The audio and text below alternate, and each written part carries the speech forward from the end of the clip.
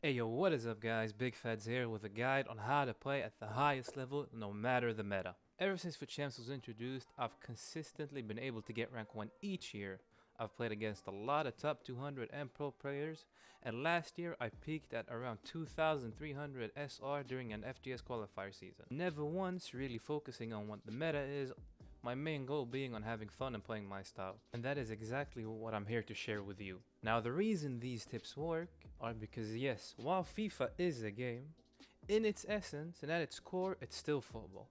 And the basic fundamentals that apply to real football are always applicable in FIFA. You can always compete if you're good at the footballing aspects of FIFA, no matter the meta. And what is more fundamental in football other than passing? Now, the first tip is the most important one. You need to have a purpose with your passing. Now this is something Guardiola said himself. Passing for the sake of it is rubbish. There is absolutely no need for it. You need to have clear intentions with your passing with the aim of making it to your opponent's goal. Passing it for the sake of passing is just wasting your time. Now there are many different options when it comes to passing with purpose. You want to attack through the wing, you want to attack through the middle, you want to create a 1v1, you want to create an overload. But more importantly, passing is how you move your opponent around. Take a look at some of the examples I'm going to show you right now. Now these two examples that I'm going to show you are two clips that I already played, but I'm going to break them down. Now in the first one, you can see that my player has two options with space, one up top, one down below.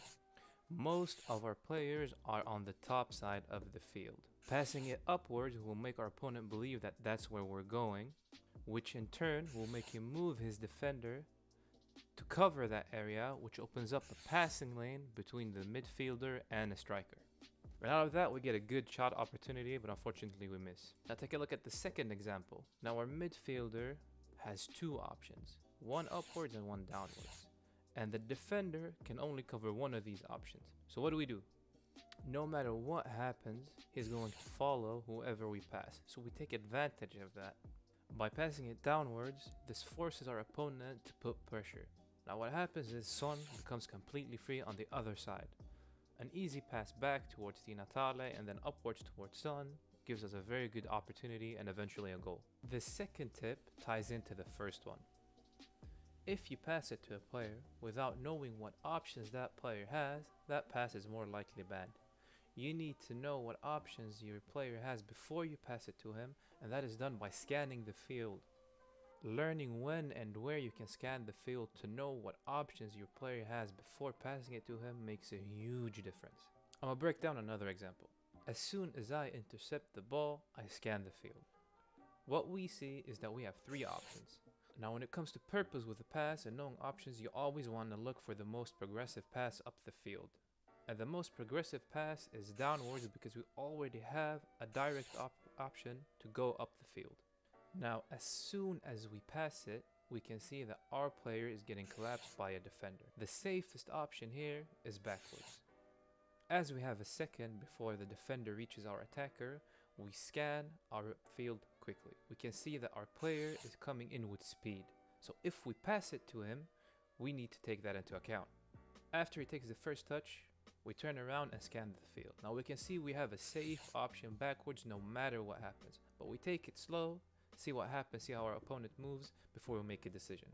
But we always have that safe option backwards if nothing pans out. As our opponent has moved 3 players out of position, this opens up a passing lane through them all to our attacker.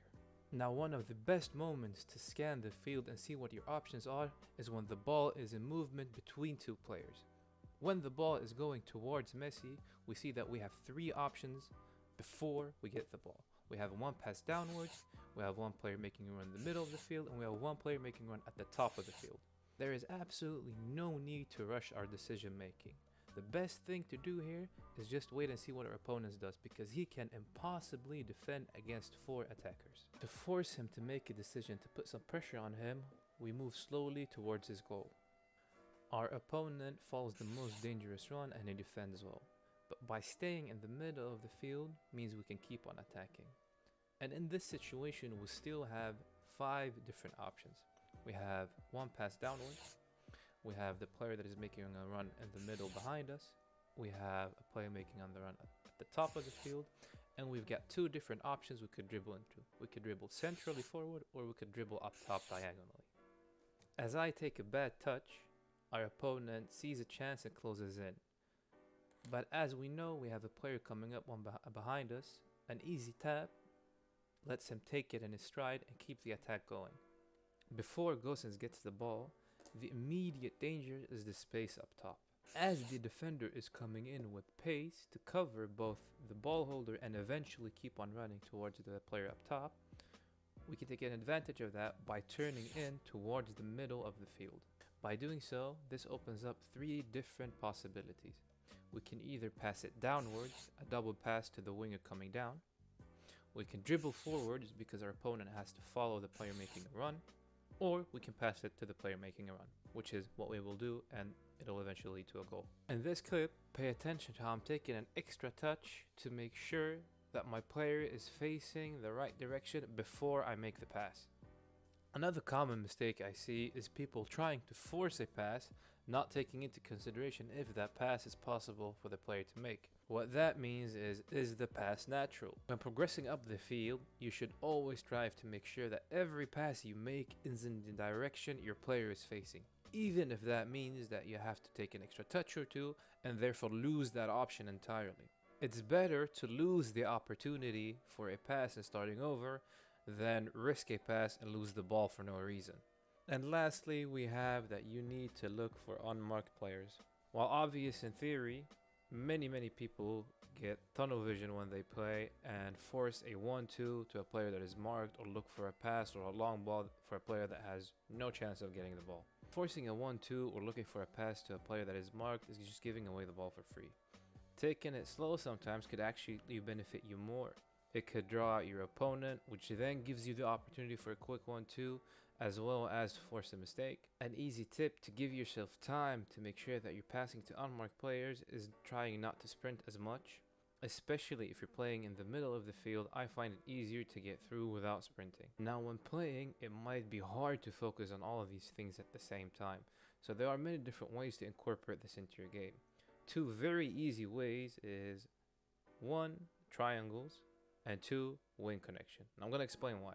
Triangles is something you see many people give advice on, that you should always look for triangles, but not many people give you the reason why. And the main reason why is because of these tips I just gave you. Triangles checks all of those boxes. Firstly, you've got purpose with your pass, which is to progress up the field. Secondly, you've got knowing your options, which is the 3 players you're looking to make a triangle with. Thirdly, you're looking to pass in the direction your player is standing to make that triangle. And lastly, you're looking for someone that is unmarked. Now the second one, the wing connection, is something I see a lot of pro players do, and what many top players in the league do when I'm playing against them. It has the same principles. The wing connection is that when the winger has the ball, he passes back to the wing back and then makes a run. Now this forces your opponent to make a decision. Either he pushes up to the wing back, which gives the winger space and a free pass, or he follows the run the winger is making, which means that the wing back can progress up the field.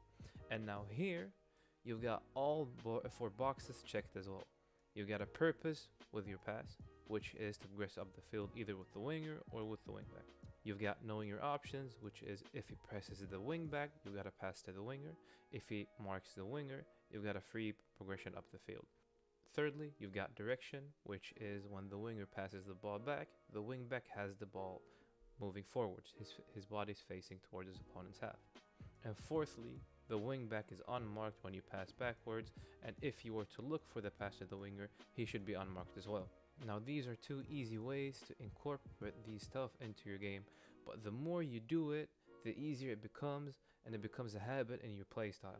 If you want, you could always focus on one of these tips, make sure that that becomes second nature, and when you're comfortable with that one, you move on to the next one. But yeah, that was all I had for this guide.